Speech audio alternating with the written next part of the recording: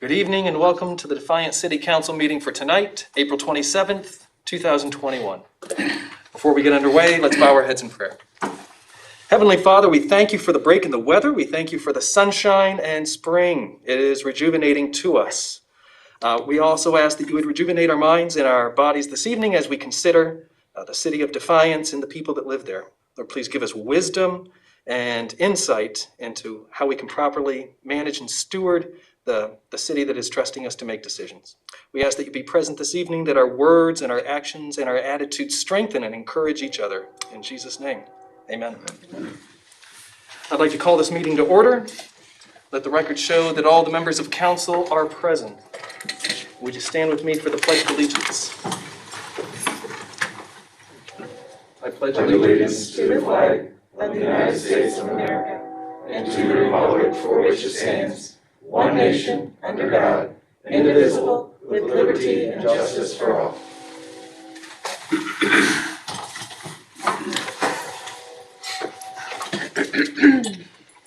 I've reviewed the index minutes for two city council meetings, the one of April 6th and the one for April 13th. Do we have a motion to amend or correct either one of these index minutes? Without any, I will approve them.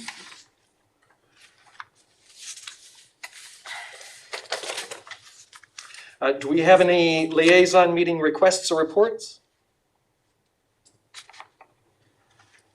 Without any, do we have any comments from council? Mr. Waxler. Yeah, I was gonna ask, we're putting all that money into Bronson Ring. Where are we at with that sidewalk out there? Last time we talked about a Safe to School grant or something. Are you talking about The South Clinton Street sidewalk. we did not get a Safe Routes to School grant on the sidewalk. They denied it.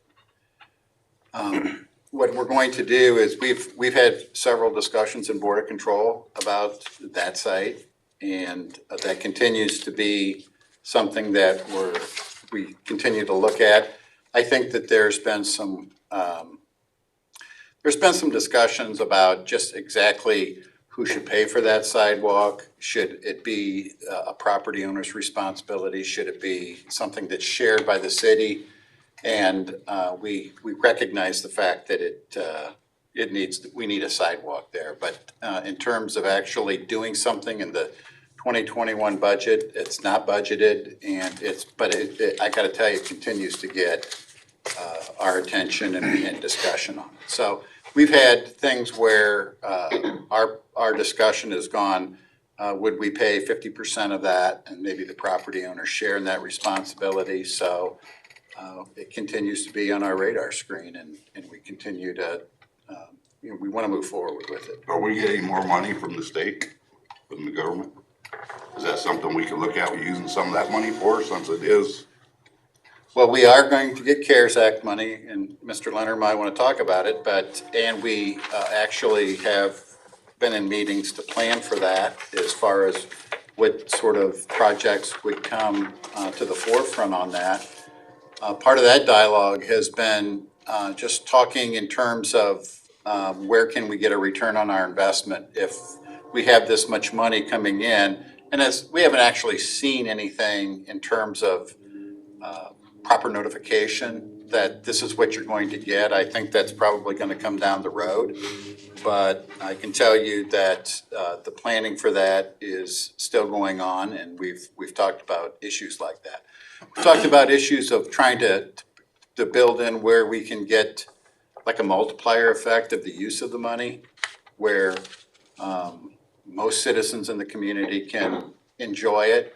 And I think that if we're going to dedicate money elsewhere, like for that sidewalk, I think we would certainly bring that to City Council and have a discussion about that before we move forward with any of the money that's going to be coming into the city.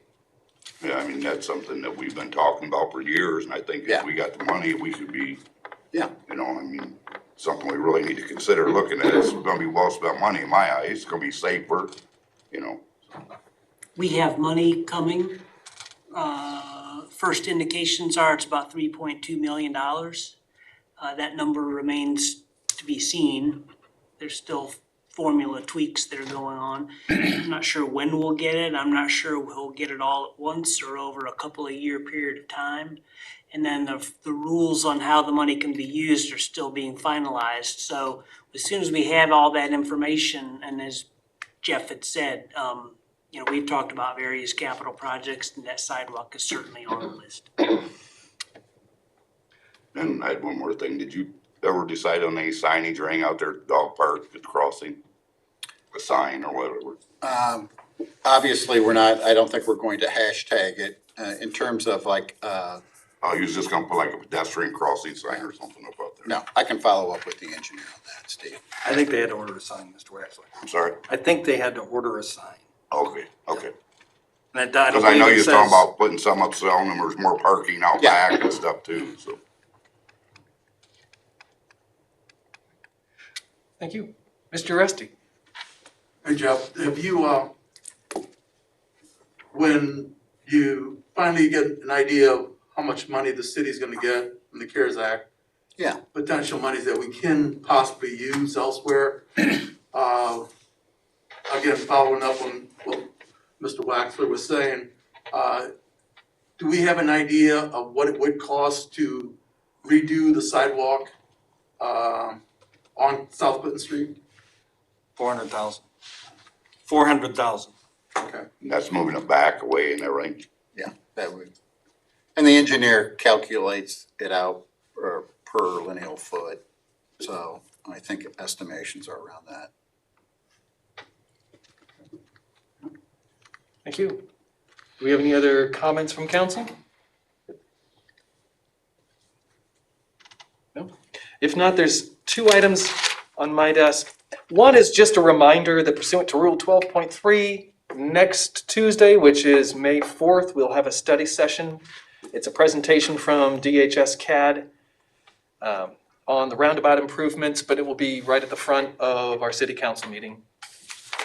And secondly, just a general statement that all permits to sell alcoholic beverages will expire on July 1st, 2021.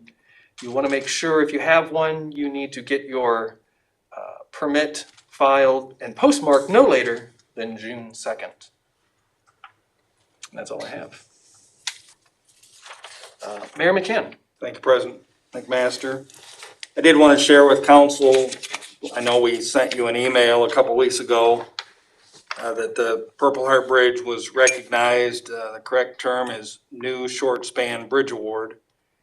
And this is the actual award. It's kind of nice. The credit goes out to a lot of people, Mr. Leonard for making the money side work out, Linda Sproul, Nikki Warnke, Kirsty Mack, and some of the enhancements that we did to the bridge that I'm sure contributed to receiving this award, and all the folks that live here that put up with the inconvenience of having to go around for 9 months or so. Good job by all. That's all I have, sir. That's it. Mr. Leonard. Just one expenditure to report to council. We do have an expenditure of $18,998 to Michigan Pipe and Valve Incorporated.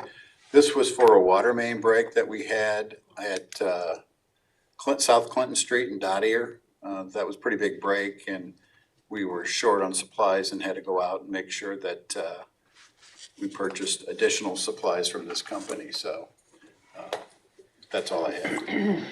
Thank you. Mr. O'Donnell. I'd like to request an executive session for a conference with an attorney for the public body concerning a dispute involving the body that is subject of imminent court action. That's Ohio Revised Code, section 121.22 G3. All right. Mr. O'Donnell requested an executive session this evening. Would you have a motion? Mr. Waxler? Second. Mr. Hancock? Mr. Engel, Yes. Mr. Corbett, Yes. Mr. Hancock, Yes. Mr. Rusty, Yes. Mr. Mass, Yes. Mr. Wexler, Yes. and Mrs. Crutch. Yes. Excellent. Okay, before we adjourn this evening, executive session. Thank you. That's all I have. That's it? Okay. And Mr. Leonard? I have nothing tonight. All right. All right, we have 4 items for discussion this evening. Ms. Elders, would you read the caption for the first? First reading by caption only, an ordinance reciting the suspension of rules of conduct and procedure of the Defiance City Council and declaring an emergency. Mr. O'Donnell? Thank you, Mr. President. The ordinance before you is an attempt to capture your will as legislative authority for the city through the motion that you passed on the 13th of April. But it's also the intent to comply with the current safety regulations, precautions, and guidelines from the Ohio Department of Health. On April 7th, 2020, this body met and suspended about 10 rules that permitted the public to attend and participate in these discussions. At the time, we only needed 15 days to slow the spread of the virus. So on April 13th this year, you directed me to draft legislation that would both allow the public back into the meetings, but also comply with the latest Ohio Department of Health orders. Those latest orders came in on April 8th, 2021.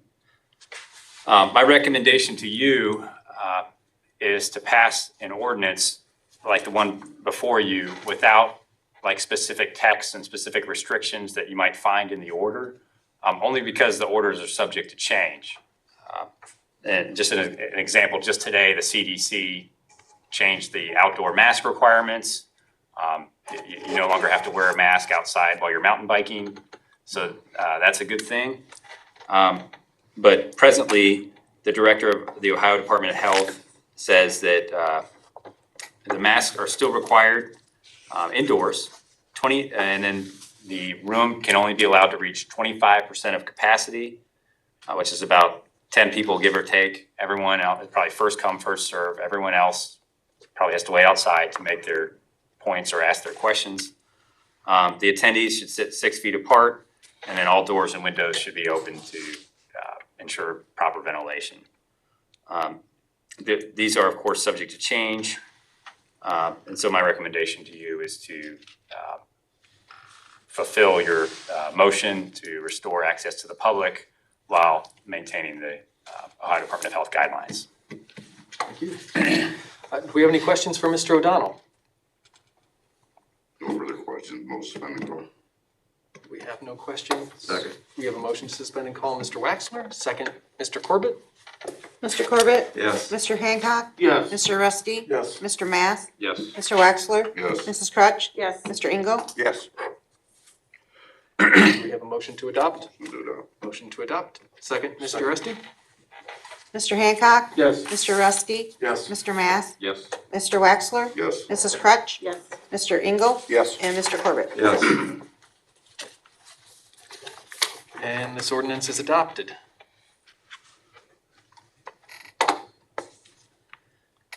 First reading by caption only, an ordinance authorizing the purchase of a replacement Herco valve exerciser machine and declare an emergency. Mr. Leonard? Yes, thank you, Mr. President. This ordinance actually is kind of interesting to me because some 10 or 12 years ago, the city applied for a grant through the Bureau of Workers' Comp, and the whole point of the grant was to purchase a machine such as this because we were having many cases where workers were wrenching their back on trying to turn valves in just manually. BWC actually promoted a program where this particular piece of equipment, which is the Herco valve exerciser, actually applies that pressure without human physical labor. And we've actually used it, and I can tell you that we don't have guys slipping as they're trying to turn these valves and opening these or closing these valves, and it's been a success. Today, that machine has used its useful life, We still have attachments that we can use with this particular machine that we're using. And what we're asking council to do is approve a new valve exerciser machine.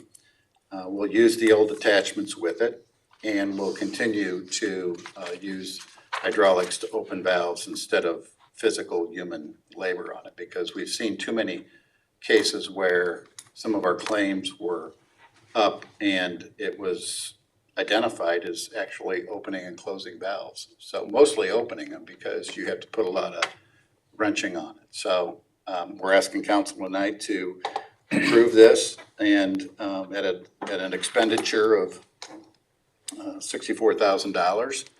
The prior one, 10 years ago, was around 41,000. That grant was around 30,000, as I remember it. And there is no grant attached to this particular one today. So we're asking council to approve this piece of legislation so we can purchase that equipment.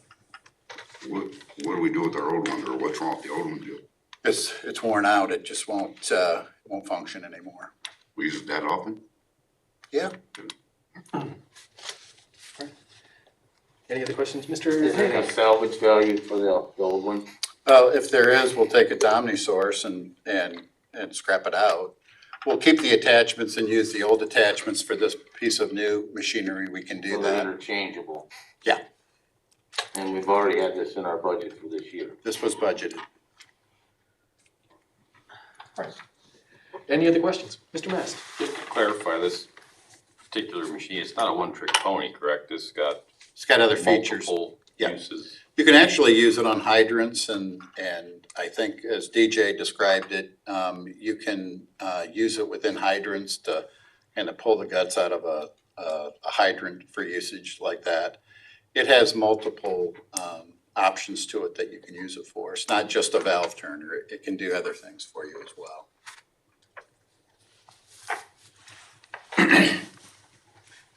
No further questions, motion to suspend the call. Mrs. Crutch, need a motion to suspend and call.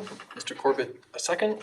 Mr. Ruski? Yes. Mr. Mass? Yes. Mr. Wexler? Yes. Mrs. Crutch? Yes. Mr. Engel? Yes. Mr. Corbett? Yes. Mr. Hancock?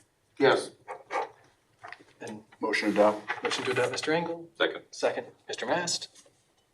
Mr. Mass? Yes. Mr. Wexler? Yes. Mrs. Crutch? Yes. Mr. Engel? Yes. Mr. Corbett? Yes. Mr. Hancock? Yes. And Mr. Ruski? Yes.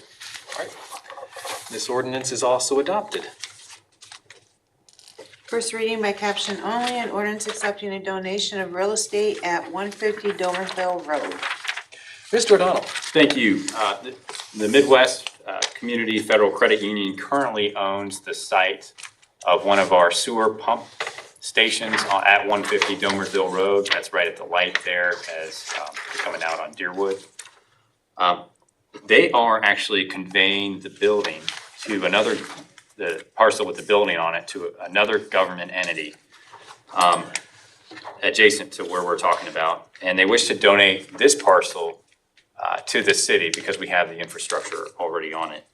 And the cleanest way for us to do that is to enter into a purchase agreement for $1 that complies with our ordinances, the treasury regulations for the donor.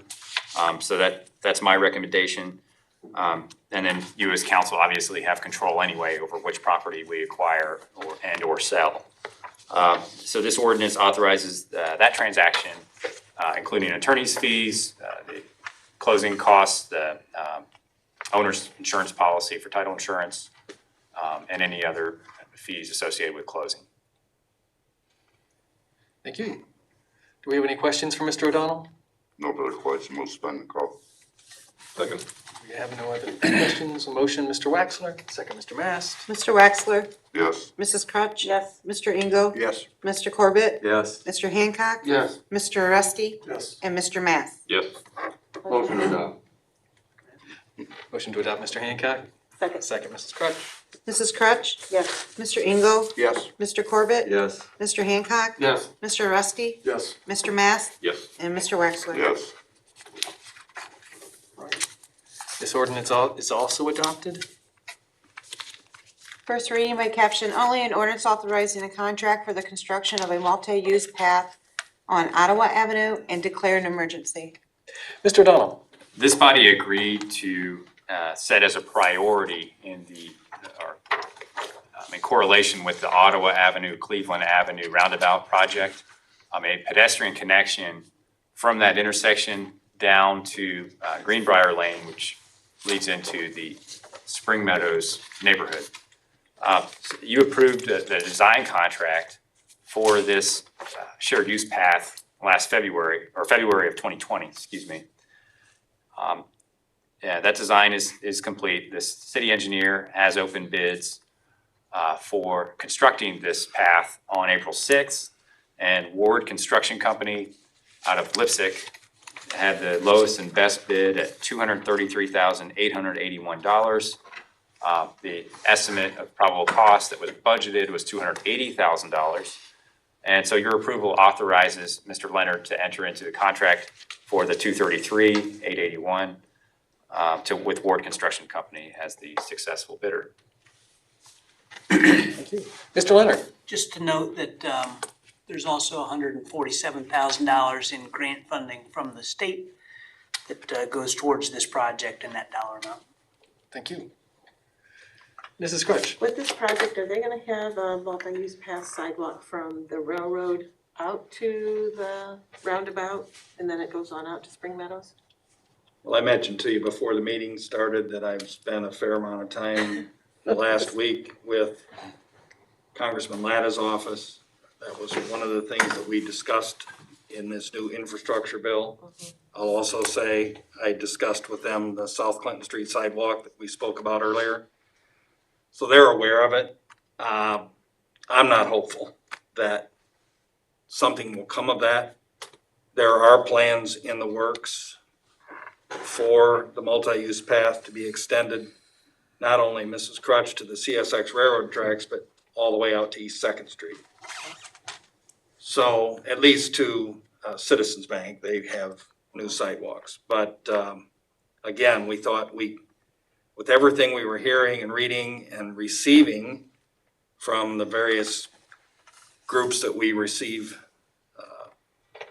information from, the construction of these pedestrian walkways seemed like a great fit. But in talking to the congressman's people, apparently it's not, sadly.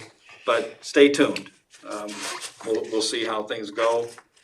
We actually were also going to appeal to Senator Sherrod Brown's staff as well.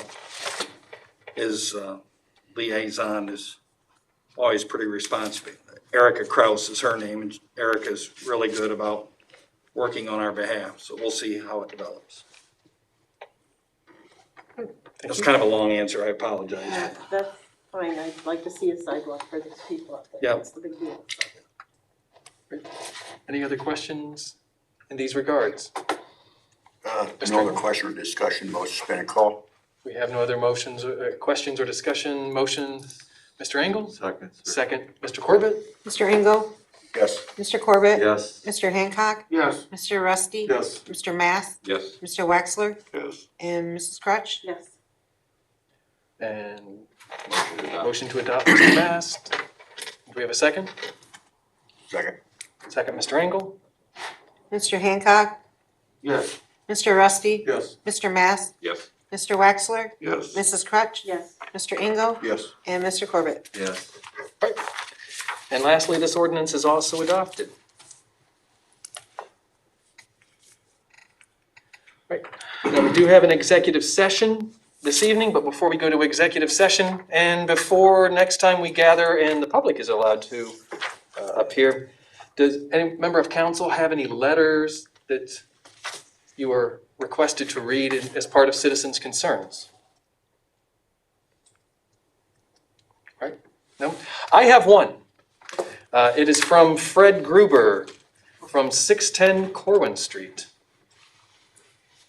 It says, to members of City Council regarding the expansion of the Dora District. First, let me say that I am appalled that so many of you, plus the mayor and the director of the DDVB, seem to believe that the revitalization of downtown Defiance needs to be tied to drinking. That assertion alone should make you step back and reflect upon what you believe you are accomplishing. Is it to make downtown Defiance a little Bavaria, a drinking destination for Northwest Ohio? Bring us your thirsty and let us refresh you. What a great slogan for our city and replacement of a great place to live. As to assisting the food trucks at the viaduct, I find it difficult to believe that someone is going to buy a beer at Spanky's and then walk 9 blocks to D-Town to find something to eat with it, or that they would walk to Kingsbury Park to fry some chicken to have with it. What about focusing some thought on making the center of downtown more accessible to the population? Return the 2 lanes of traffic and angled parking from 2nd through 5th Streets. Bring the food trucks into 3rd and 4th Streets on Friday through Saturday afternoons. Allow restaurants to use several parking spaces in front of their buildings to extend outdoor seating for their patrons. Light up Clinton Street to rival Chicago's Michigan Avenue year-round. Give tax breaks to new downtown businesses. Assist with small business loans to help get them up and running. Promote activities which would bring folks as participants and supporters. Our relatively flat terrain and streets would serve well for cycling and running events. The ball fields at Defiance High School, Defiance College, and our city parks could be great resources for weekend tournaments. Construct a performance shell in Pontiac Park for concerts and theater productions. Find grant monies to reclaim the banks of the Maumee, which have eroded so badly, and construct a walkway or bicycle path for our community use along the beautiful resource. I urge you to become more contemplative in your planning for Defiance, perhaps inviting citizens to bring forth ideas to consider before you simply expose these thoughts in news articles and at council meetings, especially to more strongly consider the consequences of the actions you take as the leaders of our community. Signed, Fred Gruber, 610 Corwin Street, Defiance. Let me just tell council that I did take Mr. Gruber up on his offer to invite him in and discuss his letter and anything else he cared to discuss, and he declined my offer. So we did follow up with the letter. Okay. Well, thank you. And with that, if there are no other letters or citizens' concerns, we can stretch our legs for a few minutes and then we'll enter executive session.